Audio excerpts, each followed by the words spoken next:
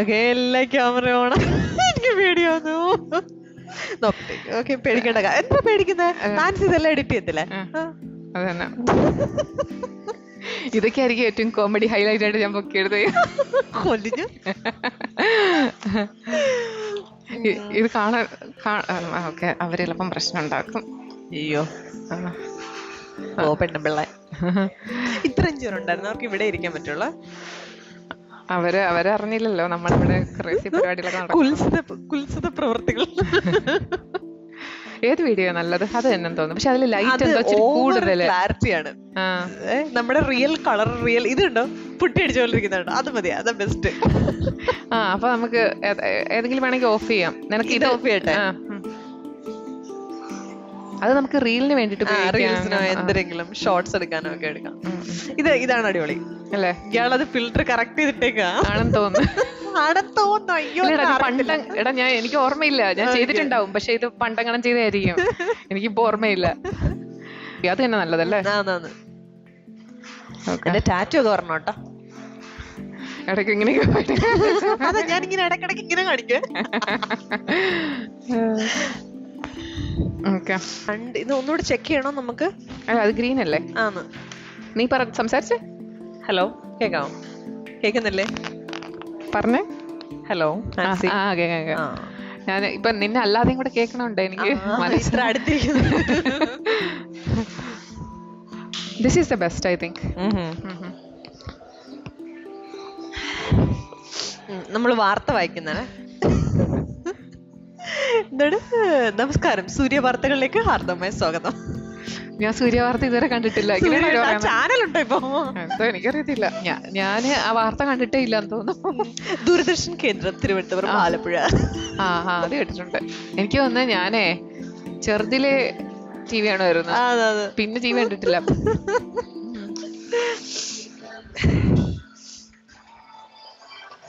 എനിക്ക് തോന്നുന്നു ഇപ്പൊ എല്ലാ വീട്ടിലും ടിവിയുടെ ഒക്കെ യൂസ് കുറഞ്ഞിട്ടിരിക്കാം. പ്രായമായവരും കാണാം, അപ്പനും അമ്മയും കാണാം, കണ്ടാലേ ഉള്ളു, അല്ലാതൊന്നും ആരും കാണത്തൊന്നുമില്ല. പിന്നെന്താ, എന്തിനെ പറ്റിയാ പറയാ? അങ്ങനെയൊന്നുമില്ല, നമുക്ക് ചുമ്മാ സംസാരിക്കാം. അതിനകത്ത് ഇപ്പം നല്ല ഹൈലൈറ്റുകൾ എന്തെങ്കിലും ഉണ്ടെങ്കിൽ നമുക്ക് അതെടുത്ത് വീഡിയോയിൽ ഇടാം, അല്ലെങ്കിൽ ഇടണ്ട. അത്ര നമുക്ക് നോർമലി നമ്മള് കാണുമ്പോ സംസാരിക്കുന്ന പോലെ സംസാരിക്കാം. അയ്യോ, അതൊന്നും പറയാൻ പറ്റത്തില്ല. അതൊക്കെ വൈറലാവും, പിന്നെ എന്റെ വീട്ടിൽ നിന്ന് ഇറക്കി വിടും. ഇതിടാം.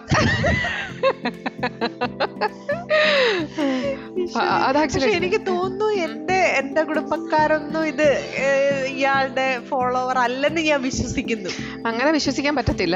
എന്നുവെച്ചാൽ ഫോളോവർ ആയിരിക്കില്ല, പക്ഷെ നിന്നെ അറിയാവുന്ന ആരെങ്കിലും അത് കണ്ടിട്ട് നല്ല അടിപൊളി ബന്ധുക്കൾ എല്ലാ വീട്ടിലും ഉണ്ടാവും. എന്നിട്ട് എടാ, നിന്റെ അപ്പുറത്തെ വീട്ടിലെ അവരുടെ മോളല്ലേ ഇത്? മരുമോളല്ലേ ഇത്? മരുമോള്. ഓക്കെ, മരുമോൾ. പിന്നെ അതങ്ങ് ഫാമിലി മൊത്തം, ഫാമിലി ഗ്രൂപ്പുകളിലൊക്കെ. അതെ, എല്ലാ കുടുംബത്തിലും അങ്ങനെ ഒരാളെങ്കിലും ഉണ്ടാവും. പിന്നെ നമുക്ക് നല്ല തൊലിക്കട്ടിയുണ്ട്, ഇതൊന്നും കേൾക്കാറില്ല. അതെ.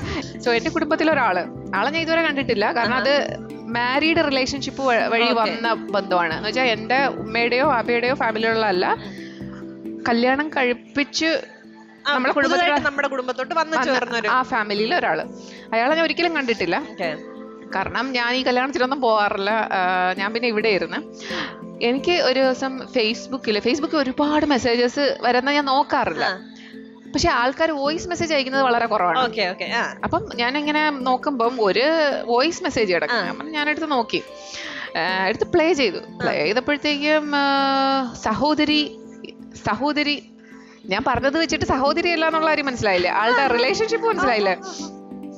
അപ്പം സഹോദരി ഫേസ്ബുക്കിൽ ഇടുന്ന ഫോട്ടോസ്, ആളൊരു ഉസ്താദാണ്, ഫേസ്ബുക്കിൽ ഇടുന്ന ഫോട്ടോസ്, അത് ഇത് ഇങ്ങനെയാണോ സഹോദരി, മറ്റതാണോ മറിച്ചതാണോ സഹോദരി.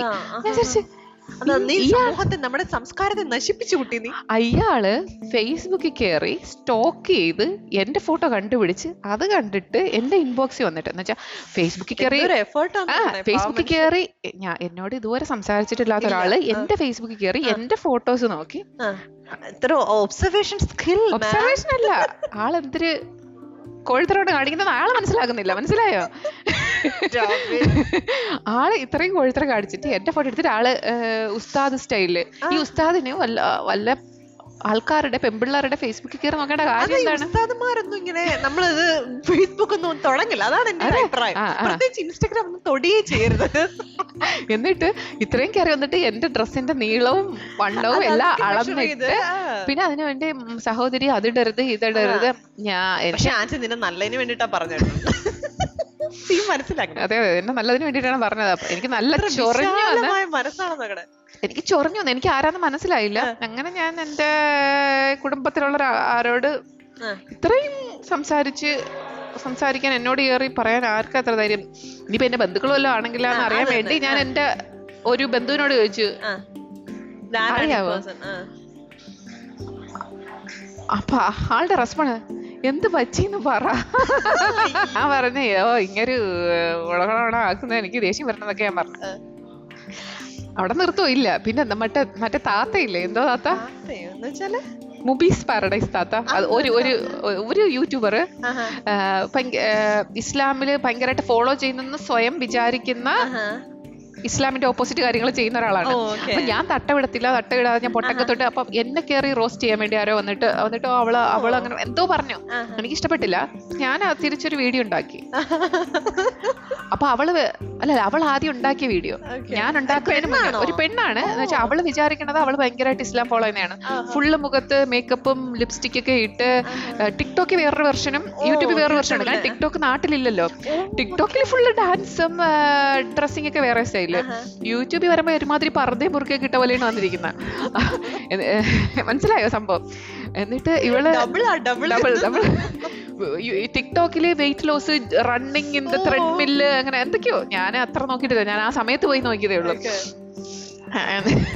എന്നിട്ട് മോളിൽ കിടന്ന് കറക്കുന്നതൊക്കെയാണ് ടിക്ടോക്കില്. അറിയത്തില്ല ഇതൊക്കെയാണ് അതിനകത്ത്. എന്നിട്ട് വന്നിട്ട് എന്താണ് ഇസ്ലാം എന്ന് പറഞ്ഞിട്ട് ഇസ്ലാമിൽ എന്തൊക്കെയോ പറഞ്ഞിട്ട് എന്നോട് എന്നെ പറയുവാണ്. അപ്പൊ എന്നെ റോസ്റ്റ് ചെയ്യുന്ന വീഡിയോ എന്റെ വീട്ടിൽ അയച്ചു കൊടുത്തു. അപ്പം എന്റെ വീട്ടുകാർക്ക് വീണ്ടും എന്റെ ഉമ്മയെന്ന് വെച്ചാൽ ഇസ്ലാമിലൊക്കെ മുങ്ങി താങ്ങി നടക്കുന്ന ആളാണ്. അപ്പൊ എന്റെ ഉമ്മയ്ക്ക് ഹേർട്ട് ആവും. അന്നേരം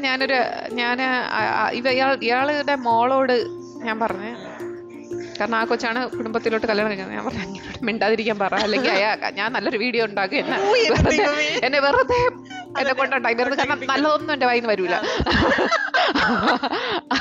അതിനുശേഷം എന്റെ വീട്ടുകാർക്ക് അയച്ചു കൊടുത്തില്ല എന്നാണ് എന്റെ ഒരു അറിവ്. കാരണം അതിനുശേഷം അറ്റ്ലീസ്റ്റ് എന്റെ ഉമ്മ എന്നോട് പറയത്തില്ല. എന്നോട് പറഞ്ഞു കഴിഞ്ഞാൽ ചിലപ്പം പടി കിട്ടുമെന്ന് ഉമ്മാക്കും അറിയായിരിക്കും. ഒരുപക്ഷെ അങ്ങേര് നിർത്തി, അല്ലെങ്കിൽ ഒരുപക്ഷെ ഉമ്മ എന്നോട് പറയലെന്ന് നിർത്തി. എന്തായാലും എനിക്ക് ഏതെങ്കിലും ഒന്നായാലും മതി. നിന്റെ കുടുംബത്തിൽ അങ്ങനെയുള്ള ആൾക്കാരൊക്കെ ഉണ്ടോ? എന്റെ കുടുംബത്തിൽ വിസിബിൾ ആയിട്ട് എനിക്ക് അങ്ങനെ ആരെ അറിയത്തില്ല. പിന്നെ എനിക്ക് ആരൊക്കെയോ നാട്ടുകാര് കുറെ, എനിക്ക് സംസ്കാര സമ്പന്നരായ കുറച്ച് നാട്ടുകാരുണ്ട് എനിക്ക്. അപ്പൊ അവരൊക്കെ നിനക്ക് വല്ല നിന്റെ ഫോട്ടോയിൽ ഏതെങ്കിലും ഭാഗം കാണാൻ പറ്റുമോ ഇങ്ങനെ നോക്കിയിരിക്കുന്ന നാട്ടുകാരാണോ? അതല്ല, ഇപ്പൊ കുറച്ച് ഭാഗം കണ്ടു കഴിഞ്ഞപ്പം അതിന്റെ താഴെ എന്തെങ്കിലും കാണാൻ പറ്റാത്തതുണ്ടോ ഇങ്ങനെ എത്തി നോക്കുന്ന കുറെ ടീംസ് ഉണ്ട്. അതായത് ഞാൻ ഇത്രയുള്ളത് ഇട്ടെങ്കിൽ അതിന്റെ അടിയിൽ ഉണ്ടോ ഇല്ലയോ എന്നൊക്കെ ചിന്തിച്ചിട്ട് അങ്ങനെ അതെന്തുകൊണ്ടാണ് അവരുടെ ചിന്ത ശരിയില്ലാത്തോണ്ടാണ്. മനസ്സിലായോ? ഇവിടെ ഇത്ര ആണെങ്കിൽ ബാക്കി അവിടെ ഉണ്ടാവുമല്ലോ. എന്തായിരിക്കും? കാരണം അവർ ഇമാജിൻ ചെയ്തു.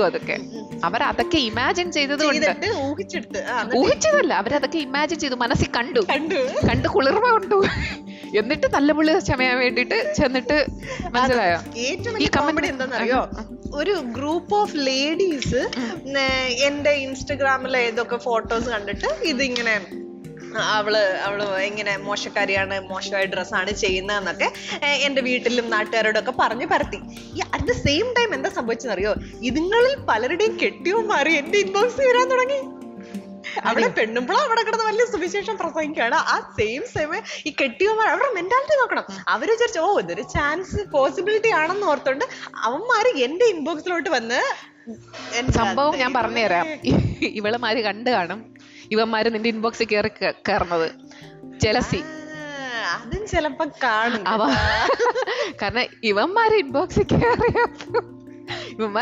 കയറിയപ്പോ ഇവന്മാർക്ക് കൊണ്ടു. കാരണം ഒന്ന്, ഇവർക്ക് ബോഡി ഇമേജ് ഇഷ്യൂ ഉണ്ടാവും. ഇവർക്ക് തോന്നുന്നുണ്ടാവും അവരുടെ ബോഡി നിന്റെ അത്രയും കൊള്ളത്തില്ല, ഇൻസെക്യൂരിറ്റിയിൽ നിന്നാണ് ഇതെല്ലാം വരണം. ഇൻസെക്യൂരിറ്റി, ഫസ്റ്റ് ഇൻസെക്യൂരിറ്റി ഒന്നാമത്തെ കാര്യം കോടികളായ ഹസ്ബൻഡ്. അത് രണ്ടാമത്തത് നമ്മളുടെ അത്രയും കാണാൻ കൊള്ളത്തില്ല എന്ന് സ്വയം ഒരു ഇൻസെക്യൂരിറ്റി. ഇതിൽ നിന്നാണ് ഇതെല്ലാം ഉണ്ടാവണേ. ഇപ്പം അവർക്കൊരു നല്ലൊരു ഹസ്ബൻഡ് ഉണ്ടായിരുന്നെങ്കിൽ, അല്ലെങ്കിൽ നല്ല ഇൻകം തന്നെ ആലോചിക്കും. എനിക്കതാ തോന്നിയിട്ടുള്ളത്. ഇൻകം കുറയുമ്പോഴാണ് നമുക്ക് ഇത്തരം ഫ്രസ്ട്രേഷൻസ് മറ്റുള്ളവരുടെ ലൈഫിലോട്ട്, ഒരു വരുമാനം ഇല്ല. അത് ജലസി, അത് മൂന്നാമത്തെ, അത് ജലസിയടാ. അതാണ് പറയുന്നത്. ഇൻസെക്യൂരിറ്റിയുടെ ഭാഗമായിട്ടാണ് ജലസി വരുന്നത്. ഇൻസെക്യൂരിറ്റി അത് പൈസ ഉണ്ടാവാം, ലുക്കും ഉണ്ടാവാം. ഇത് ഞാൻ സേഫസ്റ്റ് ആയിട്ടുള്ള കാര്യമാണ് പറഞ്ഞത്. പെണ്ണുങ്ങളെ പ്രൊട്ടക്ട് ചെയ്യുന്ന അല്ലെങ്കിൽ അവരെ സപ്പോർട്ട് ചെയ്ത് പറയണം. കോഴികളായ ഭർത്താക്കന്മാര് അവരെ സ്വന്തം ഇതിലുള്ള ഇൻസെക്യൂരിറ്റി. ഈ ഇൻസെക്യൂരിറ്റി ലുക്കാവാം, മണിയാവാം. അപ്പൊ ഇതിൽ നിന്നുണ്ടാവുന്നതാണ് ജലസി. ആ ജലസി നിന്റെ അടുത്ത് ഉണ്ടായവര് അവർക്ക് അവരെ ഭർത്താവിനെ കെട്ടിപ്പൂട്ടി വെക്കാൻ പറ്റാത്തത് കൊണ്ട് നിന്നെ പറ്റി അപവാദം പറഞ്ഞു കഴിഞ്ഞാൽ നീ ഒരു വഷളത്തിയാണ് എന്ന് പറയുമ്പോൾ അവർക്ക് നെഗറ്റീവായിട്ട് അതല്ല, അവര് നിന്നെക്കാട്ടിൽ ബെറ്ററായി. മനസ്സിലായോ?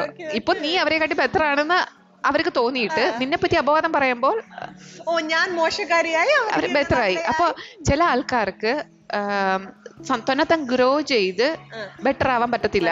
അത് അവരുടെ മൈൻഡ് സെറ്റ് ആണ്. അപ്പൊ ബാക്കിയുള്ളവര് നമ്മളെക്കാട്ടി താഴെയാണെന്ന് മാറ്റുമ്പോൾ നമ്മൾ ബെറ്റർ ആയ പോലെ ഒരു ഫീലിംഗ് വരും. ഇതെല്ലാം സൈക്കോളജി. അതൊക്കെ ഒരു ഇൻസെക്യൂരിറ്റി, ബാഡ് റിലേഷൻഷിപ്പ്, ജലസി, ഇതെല്ലാം കൂടിയുള്ള ഒരു മിക്സ്. ഇതെല്ലാം ഒരൊറ്റ ഷെല്ലിനകത്ത് വരുന്ന കാര്യം. ഇവർക്കൊക്കെ ഇതൊക്കെ ആ ഷെല്ല് പൊളിച്ച് പുറത്തോട്ട് വന്ന് എന്ത് ബ്യൂട്ടിഫുൾ ആയി എക്സ്പ്ലോർ ചെയ്യാൻ ഉണ്ടെന്ന് പോലും അറിയുന്നില്ല.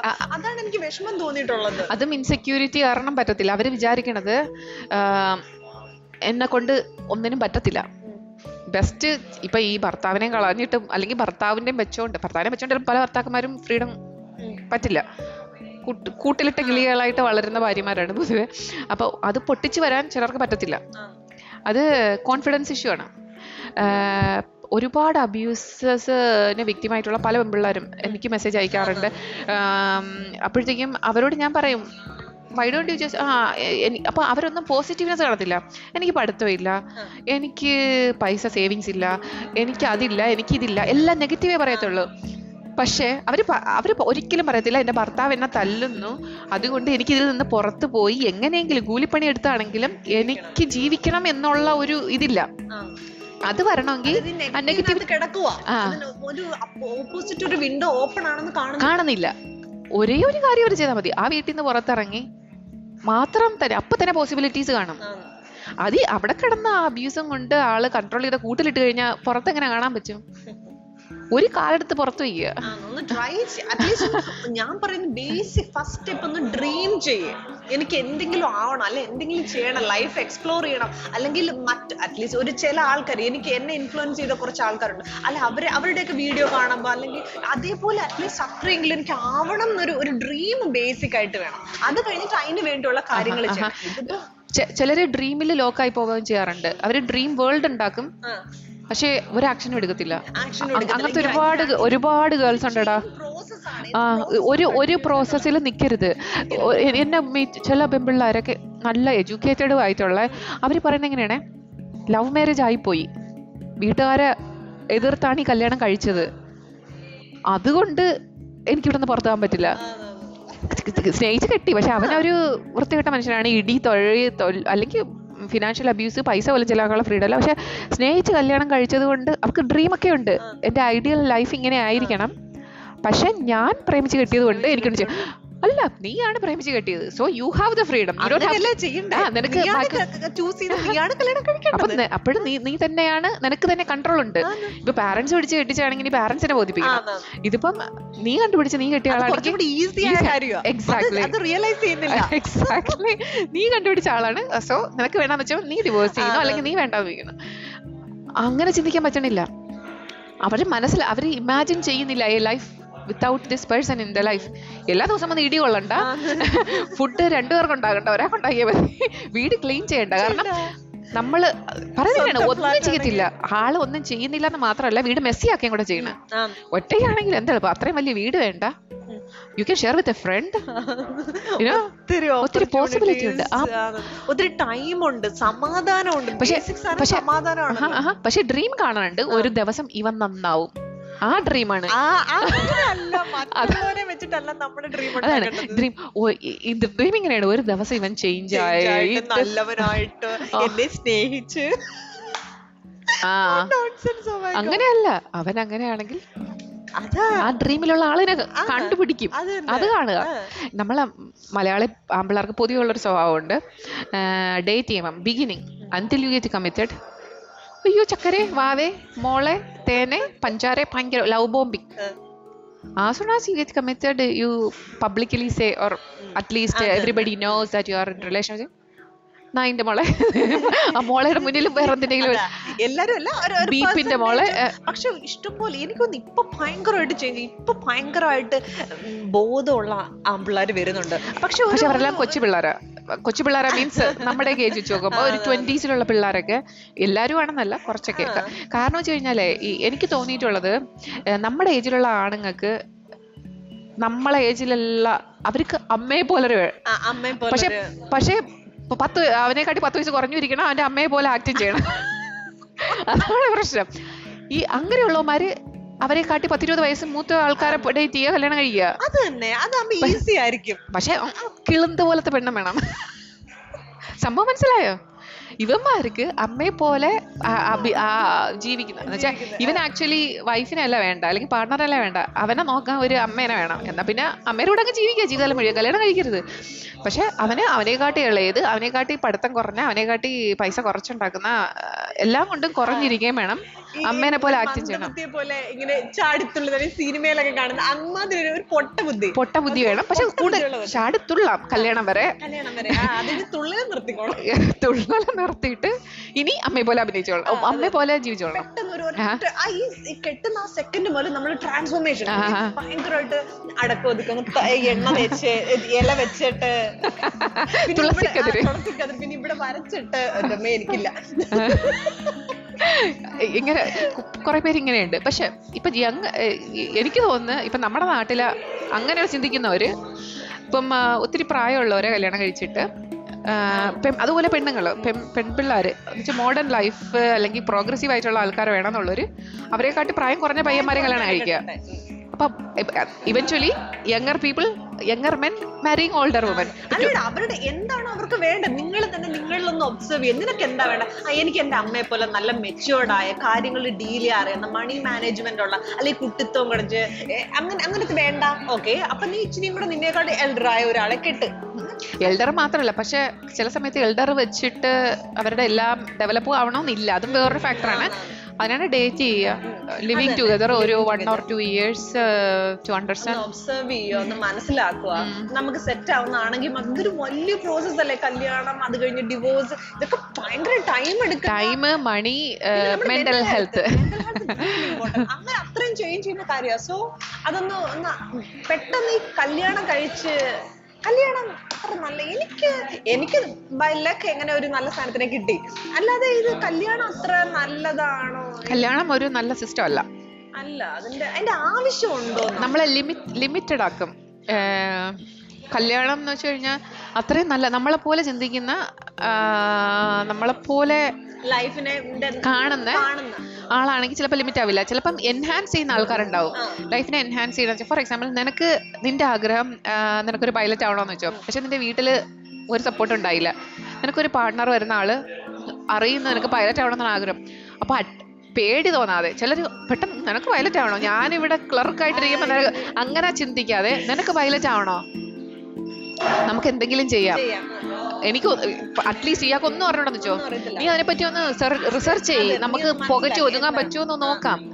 അല്ലെങ്കിൽ നമുക്ക് പഠിക്കാനുള്ള എന്താണ്, അല്ലെങ്കിൽ വേറെ ഏതെങ്കിലും ജോലിക്ക് നീ പോയി കുറച്ച് പൈസ ഉണ്ടാക്കിയിട്ട് നമുക്ക് അറ്റ്ലീസ്റ്റ് എന്റെ പൈസ ഇല്ല പക്ഷെ ഫുൾ സപ്പോർട്ട്, അത്രയെങ്കിലും അത് മതി. അപ്പൊ നിനക്കൊരു മോട്ടിവേഷൻ ഉണ്ട്. എന്തായാലും ഇവനൊരു കൊണിയായിട്ട് നിൽക്കത്തില്ല. കൊണി മീൻസ് ലൈക്ക് സ്റ്റോപ്പർ. അറിയത്തില്ലടാ, ഞാൻ ചില വാക്കുകളൊക്കെ സ്വന്തമായിട്ട് ഉണ്ടാക്കണം, പക്ഷെ കൊണി എനിക്ക് തോന്നുന്നു ഞാൻ മുമ്പ് ഇവിടെ കേട്ടിട്ടുണ്ടെന്ന് തോന്നുന്നു. എനിക്കറിയത്തില്ല, ആരെങ്കിലും ഒന്ന് സഹായിക്കണം. എനിക്കൊന്ന് ട്രിവാൻഡ്രത്ത് പറയുമെന്ന് തോന്നുന്നത്. ഞാൻ ട്രിവാൻഡ്രത്ത് നിന്നാണ്. അപ്പൊ ഇനി കൊണി ട്രിവാൻഡ്രത്ത് നിന്ന് കിട്ടിയതാണോ, ഇനി എറണാകുളത്ത് നിന്ന് കിട്ടിയതാണോ, പത്തനംതിട്ടയിൽ നിന്ന് കിട്ടിയാണോ എന്ന് അറിയത്തില്ല. കാരണം പത്തനംതിട്ട ഇല്ല ഇറ്റാലിയൻ അല്ല, മലയാളം തന്നെ. കൊണി പോലെ എനിക്ക് എന്റെ ഉമ്മാടെ നിന്ന് കിട്ടിയതാന്ന് തോന്നുന്നു. കൊണി മീൻസ് ലൈക്ക് ബാരിയർ. ബാരിയർ.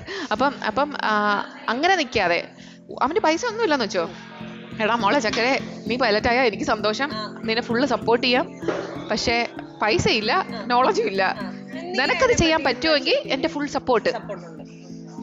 അത് മതി. നമ്മുടെ ഈ പെണ്ണുങ്ങൾക്കെന്ന് വെച്ചാൽ ഭയങ്കര ഒരു കഴിവുണ്ട് ആൻസി. നമുക്ക് ഇഷ്ടപ്പെടുന്ന ഒരു സാധനം നേടിയെടുക്കാനുള്ള ഒരു കഴിവ് നമ്മളോട്ട് വലിച്ചടുപ്പിക്കും. അത്രയ്ക്ക് കഴിവുള്ള നമ്മളാണ്. അത് ഒന്നും വേണ്ട, പക്ഷെ ഒരാളെങ്കിലും അറ്റ്ലീസ്റ്റ് നമ്മളെ സപ്പോർട്ട് ചെയ്യാനുണ്ടെങ്കിൽ, സപ്പോർട്ട് മെന്റലി സപ്പോർട്ട് ചെയ്യാനുണ്ടെങ്കിൽ ഈസി ആയിട്ട് നമ്മളോട്ട് നമ്മുടെ ആ ഡ്രീംസിനെ നമുക്ക് വലിച്ചെടുക്കാൻ പറ്റും. അതെന്റെ ലൈഫ് കൊണ്ട് ഞാൻ പ്രൂവ് ചെയ്തായിരിക്കും. ഞാൻ ഒന്നുമില്ലാതെ, എന്റെ ഒരു ബ്രദർ ഉണ്ട് ഉണ്ണി, അവന് എപ്പോഴും പറയും, ചേച്ചി ഞാൻ നിങ്ങളുടെ വീട്ടിൽ വരുമ്പോൾ നിങ്ങളൊരു അവിഞ്ഞ നൈറ്റി കിട്ടും, മുടിയൊക്കെ കെട്ടി കരിപ്പാത്രം തേച്ചോണ്ടിരിക്കുവായിരുന്നു. അപ്പൊ നിങ്ങൾ എന്നോട് ഡിസ്കസ് ചെയ്ത കാര്യം എനിക്ക് സ്കൈ ഡൈവ് ചെയ്യണമെന്ന്. ഞാനന്ന് നിങ്ങളെ കളിയാക്കി, നിങ്ങളിവിടെ കുറെ നൈറ്റി ഇട്ട് കരിക്കെല്ലാം വെച്ചിട്ടുണ്ടെങ്കിൽ അവർക്ക് സ്കൈ ഡൈവ് ചെയ്യണമെന്ന്. പക്ഷേ ആ സെയിം ഞാനൊരു 3 വർഷം കഴിഞ്ഞപ്പോ അത് ചെയ്ത് കാണിച്ചു കൊടുത്തു.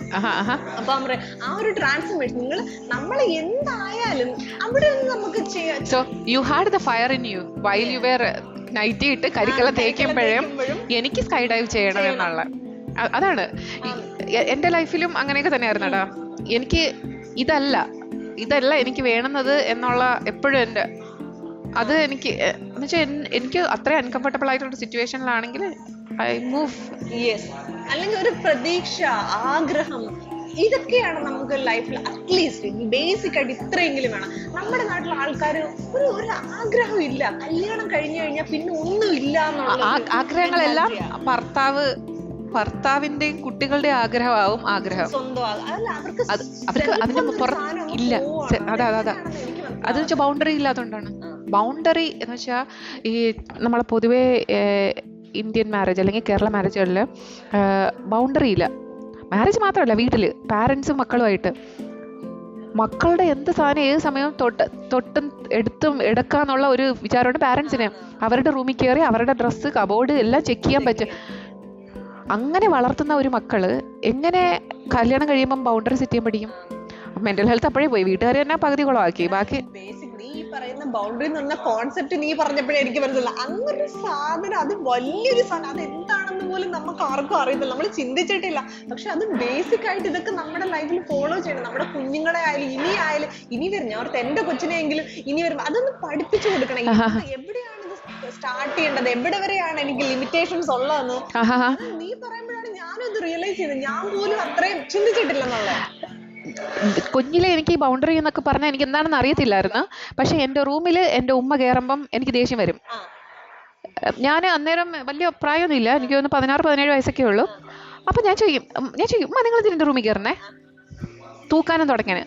അപ്പൊ ഞാൻ പറയും എൻ്റെ റൂം ക്ലീൻ ആക്കി തുടക്കണം എന്നുള്ളത് എൻ്റെ ജോലിയല്ലേ, നിങ്ങളെ ജോലിയാണോ? കാരണം എൻ്റെ റെസ്പോൺസിബിലിറ്റി എടുക്കുകയാണ് അവിടുന്ന്. അപ്പോഴത്തേക്കും ഞാൻ പറഞ്ഞു നാളെ മുതൽ ഞാൻ ലോക്ക് ചെയ്തിട്ടേ പോണുള്ളൂ. ഞാൻ റൂം ലോക്ക് ചെയ്യാൻ തുടങ്ങി. You don't want to hide anything. There is nothing. There are things. അവിടെ ഒന്നും എന്നെ ഹൈഡ് ചെയ്യണോ ഇല്ലെന്നല്ല. ഞാൻ എൻ്റെ വാപ്പയുടെയും ഉമ്മയുടെയും റൂമിൽ എപ്പോൾ വേണമെങ്കിലും കയറാൻ പറ്റുമോ? ഇല്ല. ഇവർക്ക് രണ്ട് റൂമിലാണ്. പക്ഷെ ഉമ്മയുടെ റൂമിൽ എപ്പോൾ വേണമെങ്കിലും കയറാം. ഉമ്മയ്ക്ക് ബൗണ്ടറി ഇല്ല. വാപ്പയുടെ റൂമിൽ എപ്പോഴും കയറാൻ പറ്റത്തില്ല. വാപ്പയുടെ റൂം വാപ്പ എഴുതർ ലോക്ക് ചെയ്യും. വാപ്പ ഓപ്പൺ ചെയ്തിട്ടാലും നമുക്ക് കയറാൻ പേടിയാണ്. കാരണം he set boundaries. You cannot enter my room. ഉമ്മയ്ക്ക് ബൗണ്ടറി ഇല്ല. ഉമ്മയുടെ റൂം എന്ന് പറഞ്ഞു കഴിഞ്ഞാൽ നമുക്ക് എപ്പോഴെങ്കിലും കയറാം. നമുക്ക് മാത്രമല്ല, കുടുംബക്കാര്, നാട്ടുകാര് ആര് വന്നു കഴിഞ്ഞാലും ഉമ്മയുടെ റൂമിലോട്ടും കയറാണ്. ഉമ്മ ബൗണ്ടറി സെറ്റ് ചെയ്യുന്നില്ല. പക്ഷെ ഉമ്മാക്കും ബൗണ്ടറി ഇല്ല. ഉമ്മാക്ക് ബൗണ്ടറി മക്കളെടുത്ത് സെറ്റ് ചെയ്യിക്കാൻ പഠിപ്പിക്കാനും പറ്റത്തില്ല. എനിക്ക് തോന്നുന്നു വാപ്പയുടെ നിന്നായിരിക്കാം ഞാൻ ബൗണ്ടറി പഠിച്ചത്. ഇൻഡയറക്ട്ലി പഠിച്ചായിരിക്കാം. അതിനെ പോസിറ്റീവായിട്ട് എടുത്തു. അതായത് അങ്ങനൊരു സാധനം വാപ്പ ചെയ്യുന്നതാണ് കറക്റ്റ് എന്ന് ആൻസി മനസ്സിലാക്കി. അപ്പൊ ഞാനാണെങ്കിൽ അവിടെ കിടന്ന് ഫൈറ്റ് ചെയ്തേ ഫാദറിനെതിരായിട്ട്. എന്തുകൊണ്ട് നിങ്ങൾ ഹൈഡ് ചെയ്യും, നിങ്ങൾ സംതിങ് ഹൈഡിങ് ഡേ, അങ്ങനെ ഞാൻ നെഗറ്റീവായിട്ട് തിങ്ക്. ബട്ട് ആൻസി അതിനെ വളരെ ആസ്പെക്ട് ഒക്കെ ഉണ്ടെന്ന്. പക്ഷെ വാപ്പയുടെ കാര്യത്തിൽ വാപ്പാടെ സാധനങ്ങൾ ഇന്ന സ്ഥലത്ത്, വാപ്പാടെ സിസേഴ്സ് ഞാൻ ഇടയ്ക്ക് മോഷ്ടിക്കുമായിരുന്നു. ഞാൻ ഇങ്ങനെയൊക്കെ പറയണില്ല. എനിക്ക് സിസർ വേണമെങ്കിൽ എനിക്കറിയാം വാപ്പയുടെ റൂമിൽ സിസേഴ്സ് വേണമെങ്കിൽ എനിക്കറിയാം വാപ്പയുടെ ഇന്ന ഡ്രോയറിൽ ഇങ്ങനെ തുറന്നു കഴിഞ്ഞാൽ ഇവിടെ ഇരിപ്പുണ്ടത്. Okay.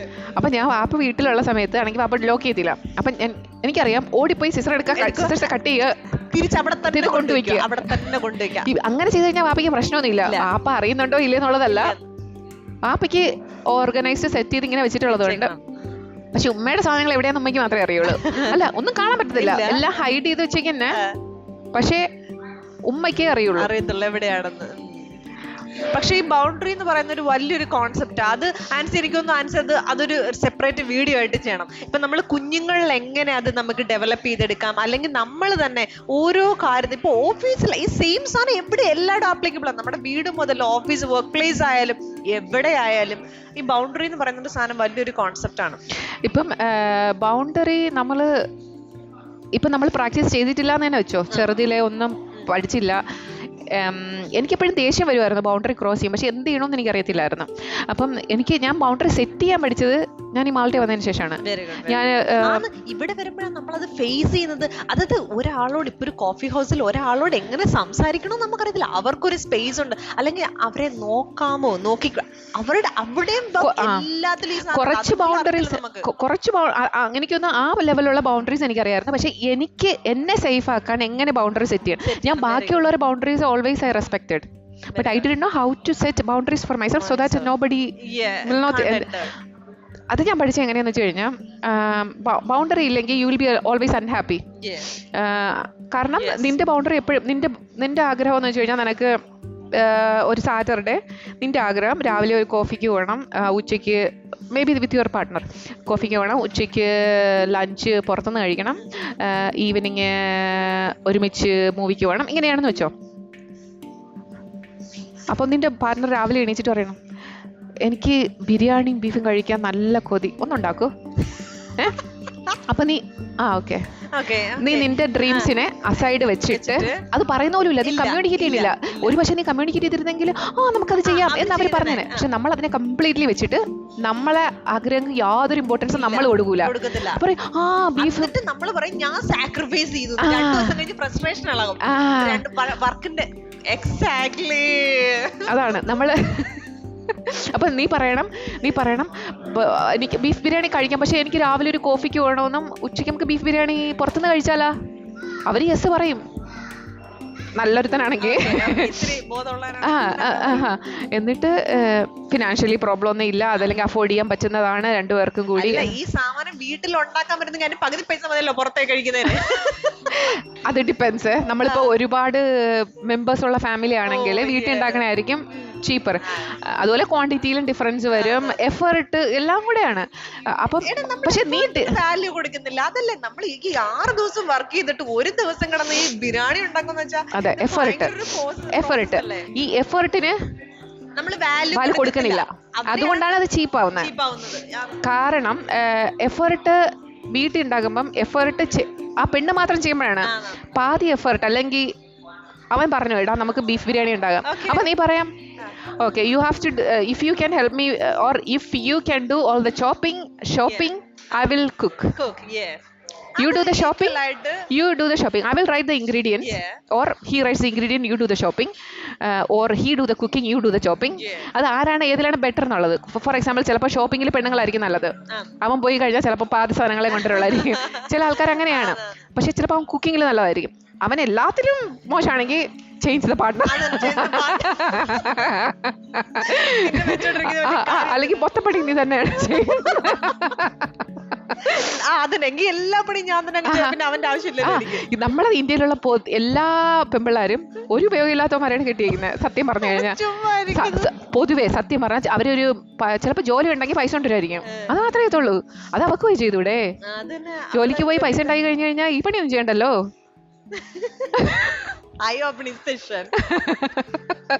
കാരണം ഇത് മാത്രമല്ലടാ, പൈസ ഉണ്ടാക്കിയിട്ട് വന്നിട്ട് ഇതെല്ലാം ഉണ്ടാക്കിയിട്ട് അവന്റെ വായിരിക്കാണ് കേൾക്കണം.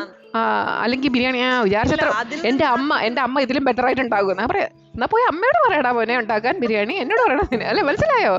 അങ്ങനെ. പക്ഷെ ഫസ്റ്റ് ഓഫ് ഓൾ ഇതൊന്നും പോവേണ്ടി വരില്ലായിരുന്നു. ആദ്യം പറയണ boundary, I want to go for a coffee in the morning. I have a plan. And I am ready to accommodate your plan. We can eat outside beef biryani. We can eat beef biryani for lunch, but outside. I don't want to do the effort, or we can go for a coffee, we can cook together the biryani, and we eat. അതായത് നമ്മൾ We are accommodating. രണ്ട് വ്യക്തികളാണ്, രണ്ടുപേരും അങ്ങോട്ടും ഇങ്ങോട്ടും respect ചെയ്യുന്നു. അവിടെ ഒരു പ്രോപ്പർ കമ്മ്യൂണിക്കേഷൻ നടന്ന് രണ്ടുപേരും കൂടെ ഒരു ഗുഡ് ഡിസിഷനിൽ ആ ദിവസം എങ്ങനെ ചെയ്യണമെന്ന് പ്ലാൻ ചെയ്യുന്നു. ഇവിടെ അതർ നമ്മളിപ്പോ ഞാൻ എന്റെ പ്ലാൻ എല്ലാം മാറ്റി അയാളെ ചെയ്ത് കഴിഞ്ഞാൽ അത് നല്ലതായിരിക്കും ഒരു ദിവസത്തിന്, 2 ദിവസം കഴിയുമ്പോൾ എനിക്ക് ഇളകാൻ തുടങ്ങും. അവിടെയാണ് നമ്മുടെ മിസ്അണ്ടർസ്റ്റാൻഡിങ്. പിന്നെ ഒരു കാര്യമില്ല ഞാൻ വഴക്കുണ്ടാക്കാൻ.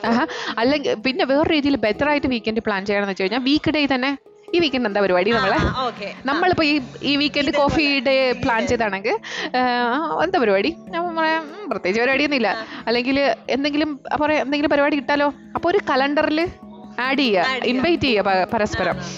ഇപ്പൊ പറയാം നമുക്ക് സാറ്റർഡേ മൂവിക്ക് പോകാം, ഓക്കെ, അപ്പൊ 1 day ബിഫോർ, ഇപ്പം സാറ്റർഡേ മൂവിക്ക് പോയെങ്കിൽ ഫ്രൈഡേ ഈവനിങ്ങിൽ ഒരു റിമൈൻഡർ സെറ്റ് ചെയ്യാം. അപ്പൊ രണ്ടുപേർക്ക് റിമൈൻഡർ വന്ന് രണ്ടുപേരും ഇമെയിൽ ആഡ് ചെയ്ത് കഴിഞ്ഞാൽ അപ്പൊ അറിയാം വൈകുന്നേരം സിനിമയ്ക്ക് പോകണമെന്ന്. അവിടെ ഒരു സംസാരം നടക്കുമ്പോഴാണ് പിന്നെ നമ്മൾ വാ തുറന്നടിയോ. അതുകൊണ്ട് മാക്സിമം കമ്മ്യൂണിക്കേഷൻ കുറഞ്ഞ് ഇത് മതി, നോട്ടിഫിക്കേഷൻ ഇടുക, അറിയാം ശരിയാ നാളെ ഇനി അവളോട് ഇത് പറഞ്ഞിട്ടുണ്ട്, അവനോട് ഇത് പറഞ്ഞിട്ടുണ്ട്. ഫസ്റ്റ് നമ്മൾ കമ്മ്യൂണിക്കേറ്റ് ചെയ്യാം, പേഴ്സണലി കമ്മ്യൂണിക്കേറ്റ് ചെയ്യാം. അല്ലെങ്കിൽ ഒരു സജസ്റ്റ്, ഇപ്പൊ നമ്മൾ ഒരുമിച്ച് ഒരേ സ്ഥലത്ത് അല്ലെങ്കിൽ ഒരു മെസ്സേജ് അയക്കുക, what you think about it, what do you think about it. ഇവിടെ നമ്മുടെ ആണുങ്ങൾക്ക് പൊതുവേ അവരുടെ ആഗ്രഹം പറയുന്ന അല്ലാതെ പെണ്ണിനോട് ചോദിക്കില്ല. ഫോർ എക്സാമ്പിൾ നമുക്ക് ബിരിയാണി ഉണ്ടാക്കുന്ന പറയാം, അല്ലാതെ what do you want to do എന്ന് ആണുങ്ങൾ ചോദിക്കാറില്ല. എസ്പെഷ്യലി നമ്മുടെ പെണ്ണുങ്ങൾ പൊതുവേ നമ്മൾ ആഗ്രഹങ്ങൾ പറയാറില്ല. അപ്പൊ അങ്ങനെയുള്ളൊരു പാർട്ട്ണറാണ് ഉള്ളതെങ്കിൽ ആണുങ്ങൾ പ്രൊആക്റ്റീവായിട്ട് ചോദിക്കണം. അവൻ പറയണ നമുക്ക് ബിരിയാണി കഴിക്കാൻ പറയുന്നവിടെ what do you like to do today. അപ്പൊ അവള് പറയുന്നു എനിക്ക് രാവിലെ കോഫിക്ക് പോകാൻ ആഗ്രഹം, ഉച്ചയ്ക്ക് അതൊന്നും പറയത്തില്ല, ഒരു പറയുന്ന പെണ്ണാണെന്ന് തന്നെ വെച്ചോ. അപ്പൊ പറയാം ഉച്ചയ്ക്ക് ലഞ്ച് പുറത്തുനിന്ന് കഴിക്കണം, ഈവനിങ് മൂവി കാണാം. അപ്പൊ അവൻ പറയുന്നു ഉച്ചയ്ക്ക് ലഞ്ച് ബീഫ് ബിരിയാണി ആക്കിയാലോ, നമുക്ക് ഈ കടയിൽ ഇവിടെ പോയി കഴിച്ചാലോ. പെർഫെക്റ്റ്, രണ്ടുപേരെയും ഡ്രീം മീറ്റ് ആയ. അതേപോലെ വേറൊരു കാര്യം എന്ന് വെച്ചാല് നമ്മുടെ നാട്ടിലെ കപ്പിൾസ് രണ്ടുപേർക്കും ജോലി കാണും, എങ്കിലും സ്പെൻഡ് ചെയ്യുന്നത് ഹസ്ബൻഡ്സ് ആയിരിക്കും. അത് വേറൊരു പ്രോബ്ലം.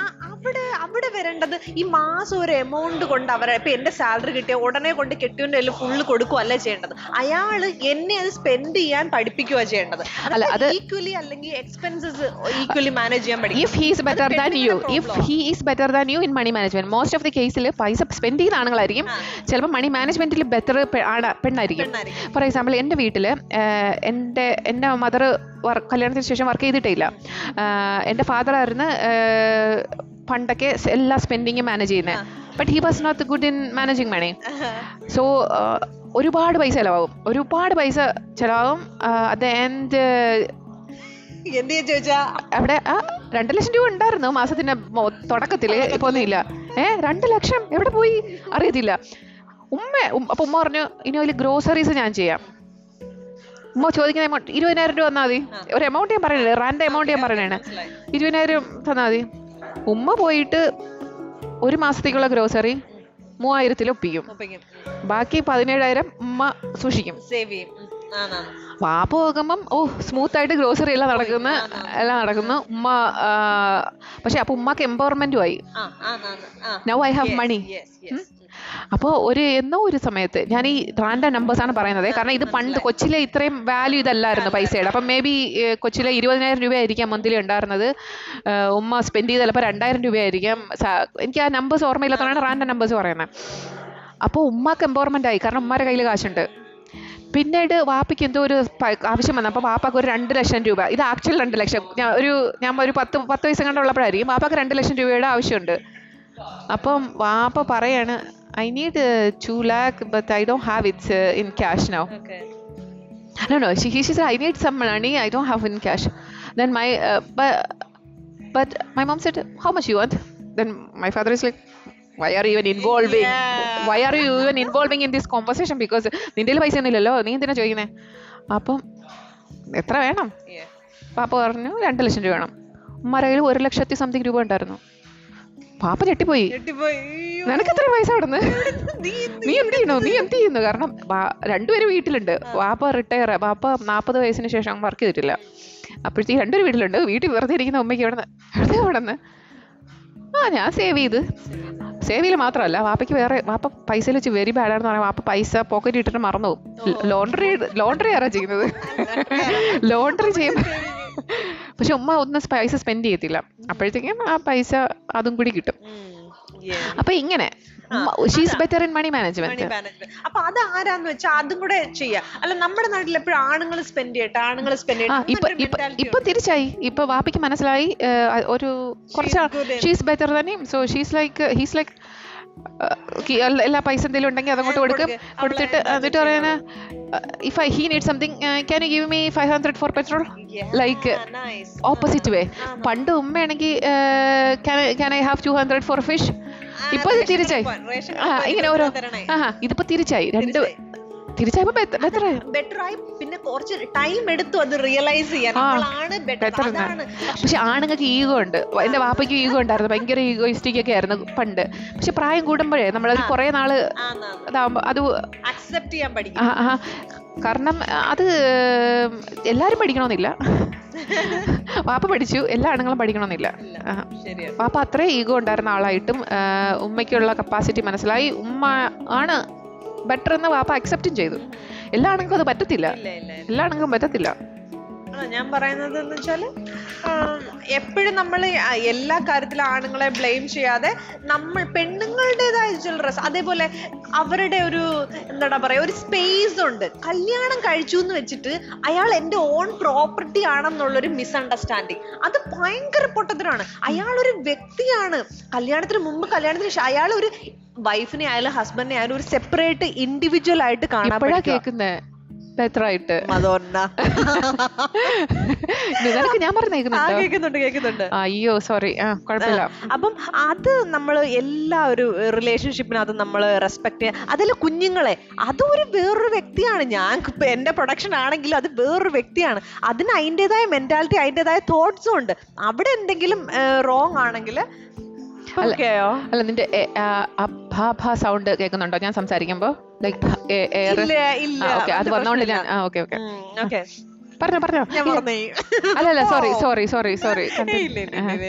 അപ്പൊ അതാ നമ്മൾ എല്ലാവരുടെ ഇൻഡിവിജ്വാലിറ്റിയെ റെസ്പെക്ട് ചെയ്യാൻ പഠിക്കണം. കുഞ്ഞുങ്ങളുടെ ആയാലും കെട്ടിയോന്റെ ആയാലും അല്ലേ, അതല്ല അത് ഏത് പ്രായത്തിലുള്ള ആൾക്കാരായാലും ഒരു ഇൻഡിവിജ്വൽ. അതായത് എൻ്റെ ഹസ്ബൻഡ് അയാൾ എപ്പോഴും അയാളുടെ ഫോൺ എടുത്ത് നോക്കുക, അയാൾ എത്ര പേരോട് ടെക്സ്റ്റ് ചെയ്യുന്നു, ആരൊക്കെ വിളിക്കുന്നു, അതൊക്കെ എത്ര ചീപ്പാണെന്നുള്ള കാര്യം മനസ്സിലാക്കണം. അത് ഇൻസെക്യൂരിറ്റിയിൽ നിന്ന് വരുന്നതാണ്. ഫസ്റ്റ് ഒരു പക്ഷേ അവൻ ആ പെണ്ണിനോട് പറഞ്ഞിട്ടില്ല, യു ആർ സംസാരിക്കുന്നില്ല, ഐ എം നോട്ട് ലൈക്ക് പറയുന്നില്ല, കമ്മിറ്റഡ് ഫീൽ ചെയ്യിക്കുന്നില്ല.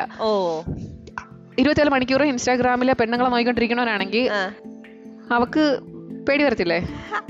അത് അയാളുടെ സ്പേസ് അല്ലേ, അയാളുടെ പേഴ്സണൽ അക്കൗണ്ടില് അയാൾ ഒരാളുടെ അക്കൗണ്ട് നോക്കുന്നത്. അയാൾ കല്യാണം കഴിച്ചു എന്നത് കൊണ്ട് അയാൾക്ക് വേറൊരു സ്ത്രീയുടെ സൗന്ദര്യം ആസ്വദിച്ചൂടെ?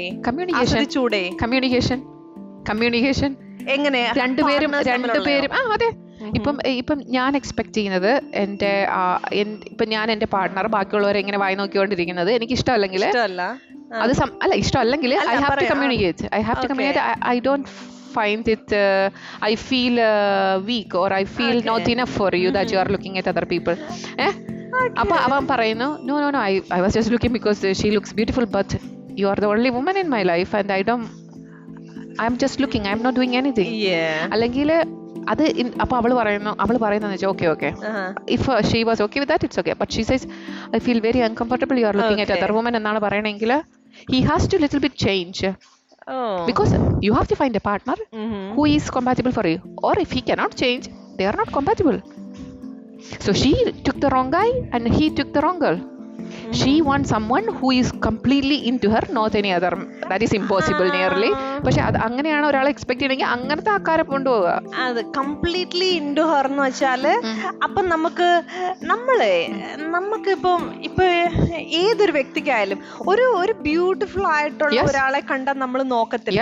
അന്ന് അയാള് നോക്കി അല്ലെങ്കിൽ അയാൾക്കൊരു ടെക്സ്റ്റ് ചെയ്തു, hi hello how are you എന്ന് ടെക്സ്റ്റ് ചെയ്തു, അതിന് വേറൊരു ലെവലിലോട്ട് പോകുന്നില്ല എന്നുണ്ടെങ്കിൽ അതിനകത്തൊരു റോങ് ആയ It depends on people.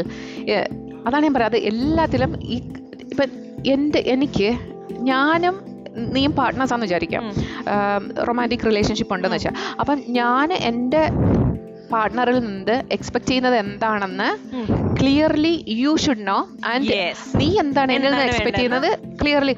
അതിനകത്തൊരു മിസ്മാച്ച് ഉണ്ടെങ്കിൽ കമ്മ്യൂണിക്കേറ്റ് ചെയ്യണം. ഓക്കെ ചിലപ്പം എനിക്ക് നീ ആരോട് സംസാരിച്ചാലും കുഴപ്പമില്ലായിരിക്കും. I like you being social with everybody in the world, and you might not like it when I am doing it. So it depends on the person. So we have to communicate what we can agree on. അല്ലേ?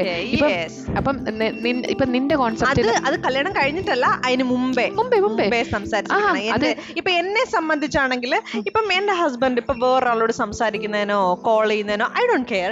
Because അയാളെ ഞാനൊരു separate വ്യക്തിയായിട്ടാണ് കാണുന്നത്. അയാൾക്ക് ഒരു എന്നേക്കാൾ better എന്നല്ല, അങ്ങനെ ഒരാളെക്കാൾ better വേറൊരാളില്ലല്ലോ. ഒരു സെപ്പറേറ്റ് ഇൻഡിവിജ്വൽസ് അല്ലേ. അപ്പൊ ഓരോരുത്തർ യൂണീക്ക് ആണെന്നാണ് ഞാൻ വിശ്വസിക്കുന്നത്. അപ്പൊ വേറൊരാള് ഒരു നല്ല ഫ്രണ്ടിനെ അയാൾക്ക് ഇൻസ്റ്റാഗ്രാമിൽ കൂടെ പരിചയപ്പെടാൻ പറ്റുന്നുണ്ടെങ്കിൽ അതൊരു വലിയ കാര്യമായിട്ടാണ് ഞാൻ കാണുന്നത്. അയാൾക്ക് അവിടെ സമാധാനം കിട്ടുന്നു, സന്തോഷം കിട്ടുന്നു. അയാള് ബട്ട് അറ്റ് സെയിം ടൈം എന്റെ കുടുംബത്തിനെ നോക്കുന്നുണ്ട്, കുഞ്ഞിന്റെ കാര്യങ്ങളെല്ലാം മാനേജ് ചെയ്യുന്നുണ്ട്, എന്റെ കാര്യങ്ങളെല്ലാം നോക്കുന്നുണ്ട്. ഒരു പ്രശ്നം ഞങ്ങളുടെ കുടുംബത്തിലോ ലൈഫിലോ പേഴ്സണൽ ലൈഫിലോ ഉണ്ടാവുന്നില്ല എന്നുണ്ടെങ്കിൽ I don't care at all. That is what you are. Yes. So you have to find you are good for each other. If you communicated this and he accepted it and he has, do you expect the same? Like you should be able to നിനക്ക് ഇൻസ്റ്റാഗ്രാമിൽ വേറൊരു front ഇതുപോലെ സംസാരിക്കാൻ പറ്റണം, ഇങ്ങനെ ചെയ്യണം, അങ്ങനെ ഒരു എക്സ്പെക്ടേഷൻ നിനക്കുണ്ടോ? അതോ നിനക്ക് ആരും വേണ്ട, നിനക്ക് അങ്ങനൊന്നും അല്ല. ഇപ്പൊ ഈ ഫൗണ്ട് എ ബെറ്റർ വൺ, അല്ലെങ്കിൽ എനിക്ക് പ്രൊഡക്റ്റീവ് ആയിട്ടുള്ള ഒരാളെ എനിക്ക് കമ്മ്യൂണിക്കേറ്റ് ചെയ്യാൻ കിട്ടുന്നുണ്ടെങ്കിൽ അത് എനിക്ക് ഓക്കെയാണ്. But I hope he will be okay for that. Yes, that you don't hope, you communicate. Yes, we should discuss about that. Yes, you are right. So you don't feel anything, that doesn't mean he feels the same. അപ്പം നിനക്ക് I don't care, you can make any friends, woman, man, I don't mind, you can be anything. You communicated to him and you have to ask him. അതിന്റെ ആവശ്യമുണ്ട്? അത് എന്റെ privacy അല്ലേ, എന്റെ വ്യക്തിയുടെ freedom അല്ലേ അത്. കമ്മ്യൂണിക്കേഷൻ ഒരു പാർട്ണർഷിപ്പിലാണ് നമ്മൾ. അതുകൊണ്ട് if you were before marriage, you should communicate this. If that is mismatching, you have to find different people. Even after marriage, if that is the situation, you have to find different people. But Ancy, ഞാൻ ഒരു കാര്യം പറയട്ടെ, ഈ same സാധനം നമ്മൾ communicate ചെയ്യേണ്ട argument അല്ല. But ഇതിപ്പം ഞാൻ എന്റെ 23-ാമത്തെ 22-ാമത്തെ വയസ്സിലാണ് കല്യാണം കഴിച്ചത്. അന്ന് എന്റെ മെന്റൽ സ്റ്റാറ്റസ് അല്ലെങ്കിൽ ഞാൻ ഒരു പാർട്ണറിൽ നിന്ന് എക്സ്പെക്ട് ചെയ്യുന്നതല്ല ഞാൻ എന്റെ 30s എക്സ്പെക്ട് ചെയ്യുന്നത്. അവിടെ ഒരു ഡിഫറൻസ് ഉണ്ട്. അപ്പൊ എന്താ നമുക്ക് ചെയ്യാൻ പറ്റുക? Relationships are not forever. It's when you grow as different people, you have to communicate that also. See, we are not good for us. Yes. You maybe you are becoming toxic to me, or I am becoming toxic to you. I think we have to go spoiling each other. each other's mental health, which will in turn affect physical health. Mental health, of course. അപ്പം നമ്മൾ രണ്ടുപേരുടെയും 22-ാമത്തെ വയസ്സിൽ നമ്മളിങ്ങനെ ആയിരുന്നു, we were okay, but we don't love each other anymore. So probably I function better without you, or maybe without another person. അതേപോലെ ഞാൻ അയാളെ ഇഷ്ടപ്പെടുന്നുണ്ടെങ്കിൽ, ഒരാളെ സ്നേഹിക്കുന്നു എന്നുള്ളതിന് അർത്ഥം എന്താ? അയാൾ എന്ന് ഹാപ്പി ആയിട്ടിരിക്കാൻ ഞാൻ ആഗ്രഹിക്കുന്നു എന്നുള്ളതാണ്. അപ്പൊ അതിന് ഞങ്ങൾ തമ്മിൽ സെപ്പറേറ്റ് ആവുന്നതാണ് അയാളോട് എനിക്ക് ചെയ്യാൻ വരുന്ന ഏറ്റവും വലിയ കാര്യം. അത്രയൊക്കെ ആ ഒരു ലെവലിൽ നമ്മൾ തിങ്ക് ചെയ്യണം. അപ്പൊ ചില സമയത്ത് ഇത് പറയുമ്പോൾ മറ്റേ ആളുടെ അത് ഷോക്ക് ആയിരിക്കും. കാരണം മറ്റേ ആൾ ആ ഒരു രീതിയിലായിരിക്കില്ല ഫീൽ ചെയ്യുന്നത്. പക്ഷേ if love ends for one person, it ended. The other person might go through pain, and it is pain for both, but it is different type of pain. ആ സമയത്ത് if one person feel different, the other person have to accept it.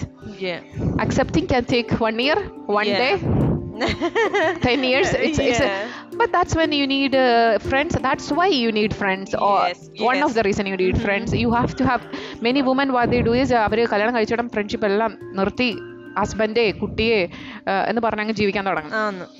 ഞാൻ ഒരു സൈഡിലോട്ടാണോ ഇരിക്കുന്നത്? ഇപ്പഴാ okay. പക്ഷെ ഞാൻ കാരണം എനിക്ക് നിന്നെ കാണാൻ വേണ്ടിട്ട്, but I think it's okay, they can look at U.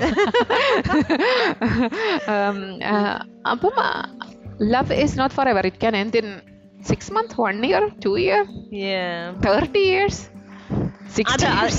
Opposite ഉള്ള ആള് അത് അക്സെപ്റ്റ് ചെയ്യുന്നുണ്ട് അല്ലെങ്കിൽ എന്നെ സ്നേഹിക്കുന്നുണ്ടെങ്കിൽ അയാൾക്ക് മനസ്സിലാവും നീയാണ് കറക്റ്റായ ഡിസിഷൻ ചൂസ് ചെയ്തത്, നിനക്ക് എന്നെ ഹേർട്ട് ചെയ്യണ്ട, നിനക്ക് നിന്നെയും ഹേർട്ട് ചെയ്യണ്ട, അതുകൊണ്ട് നമുക്ക് സെപ്പറേറ്റ് ആവാം. അങ്ങനെ കമ്മ്യൂണിക്കേറ്റ് ചെയ്യാൻ പറ്റുന്ന ഒരു പാർട്ട്ണറെ ആയിരിക്കണം ഇനിഷ്യലി നമ്മൾ ചൂസ് ചെയ്യേണ്ടത്.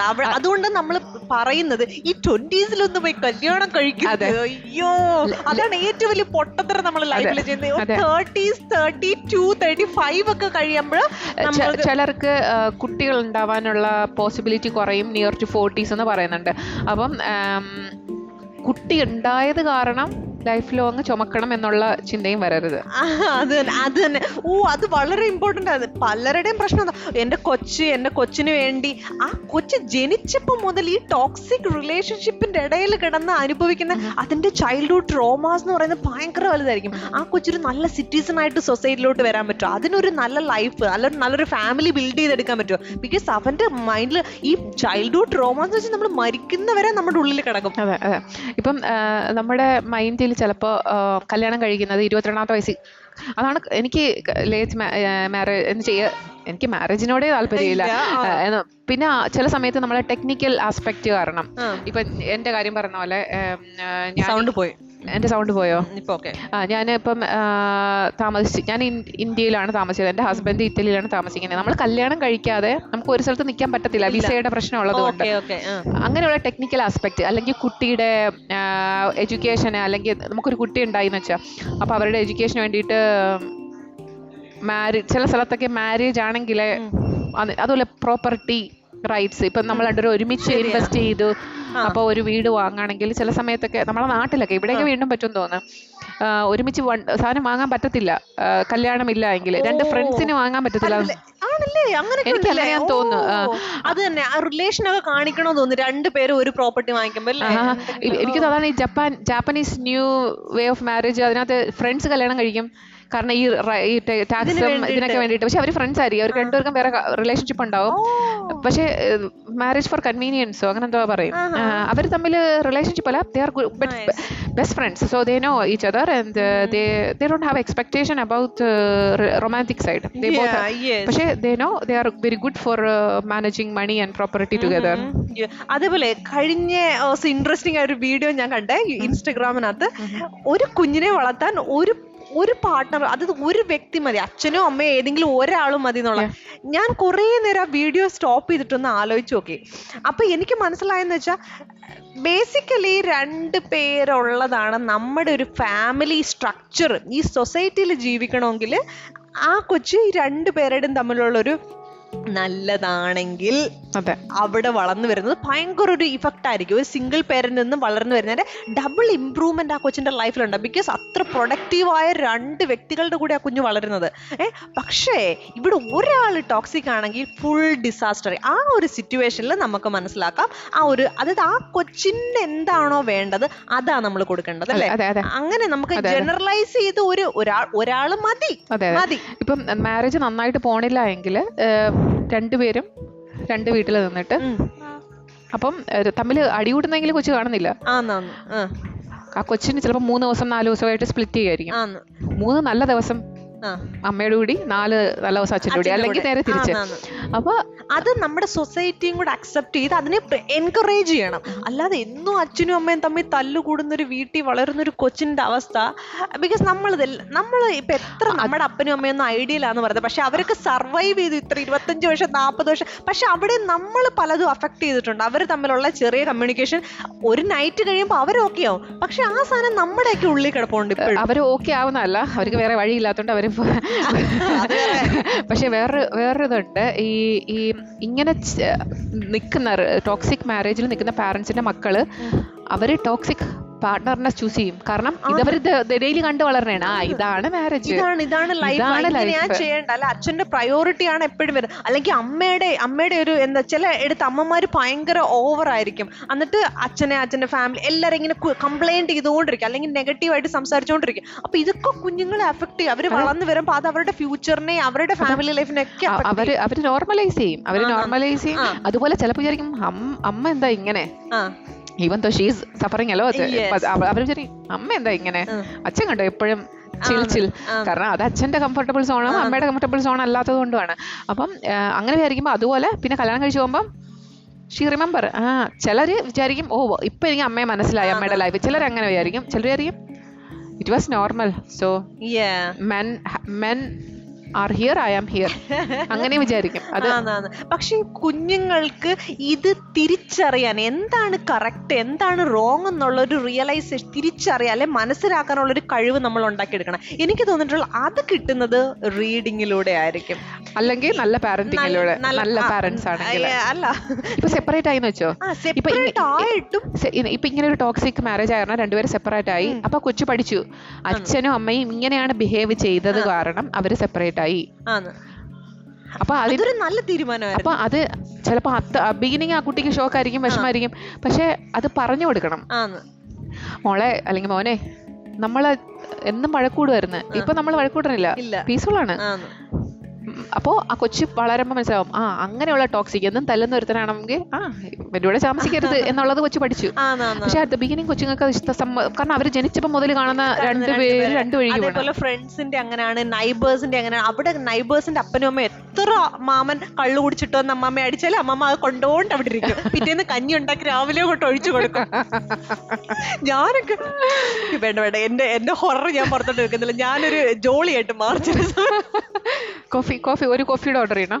ഒരു കോഫി കൂടെ പോവാം. ഫ്ലാറ്റ് വൈറ്റാ കപ്പച്ചിനോയാ ലാത്തെ ആയാലോ? ലാത്തെ അതാകുമ്പോ വലുതായിരിക്കും. നമ്മളപ്പോ ഒരു ലാത്തെ കുടിച്ചിട്ട് വരാം, നമുക്ക് പോസ് ചെയ്യാം.